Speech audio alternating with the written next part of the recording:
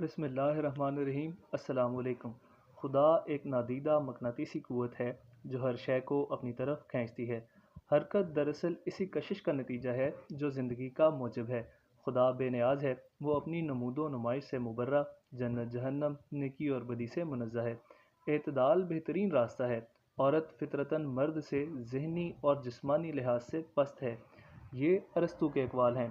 روایت ہے کہ ارسطو سکندر اعظم کو عورتوں کی صحبت سے بچنے کی تعلیم و نصیحت کیا کرتا تھا، جس کی وجہ سے حرم کی خواتین بہت تنگ تھیں۔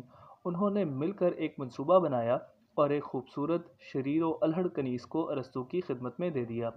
کنیز نے اسے اپنے جلووں اور حسن و زیبائی سے جال میں پھنسا لیا اور ایک دن فرمائش کی کہ وہ گھوڑا بنے اور وہ اس پر سواری کرے گی۔ جب مذکورہ واقعہ وقوع پذیر ہو رہا تھا، اس وقت حسینان حرم سکندر سمیت کمرے میں داخل ہوئیں۔ سکندر نے جب استاد کو ایک کنیز کے لیے فرشی گھوڑا بنے دیکھا تو تعجب سے پوچھا، اے استاد، یہ کیا استادی؟ ہمیں منع کرتے ہو اور خود یہ سب کچھ؟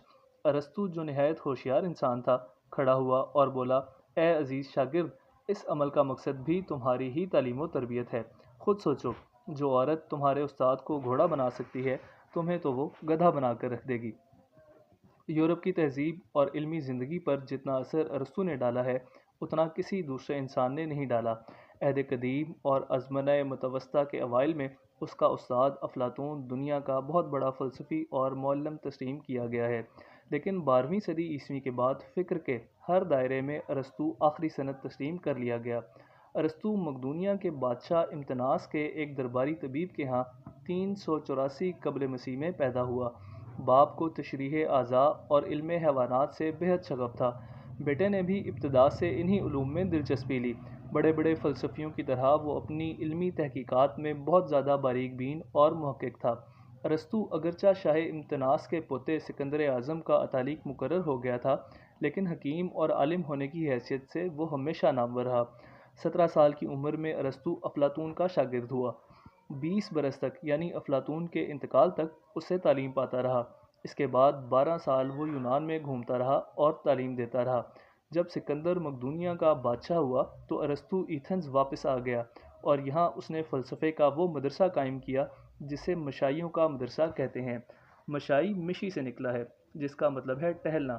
چونکہ اس مدرسے میں استاد اور شاگرد ٹہل ٹہل کر تعلیم دیتے اور تعلیم حاصل کرتے تھے، اس لیے اس کو مکتبِ مشائین کہتے تھے۔